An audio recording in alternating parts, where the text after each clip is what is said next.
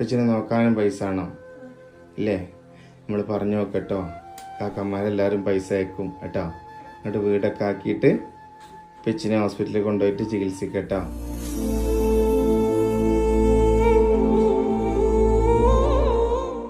സംസാരിക്കാൻ കഴിയോ? ഇല്ല. അങ്ങനെ പറയലിങ്ങനെ വന്നോണ്ടിരിക്കും. എത്ര വർഷമായി ശരിക്കും ഇത് തുടങ്ങിയിട്ട്? 10 വർഷമായി. അപ്പൊ അങ്ങനെ കിടപ്പിൽ തന്നെ 6 വർഷമായിട്ട് ഇങ്ങനെ കിടപ്പ് തന്നെ, ഒന്നിനും കഴിയില്ല. ഹലോ, അസ്സലാമു അലൈക്കും, നമസ്കാരം ഫ്രണ്ട്സ്. ബുള്ളറ്റുമാനാണ്. എൻ്റെ ബാക്കിൽ കാണാൻ പറ്റുന്നുണ്ടാവില്ലേ, സാജിദ്. 43 വയസ്സേ ആയിട്ടുള്ളൂ.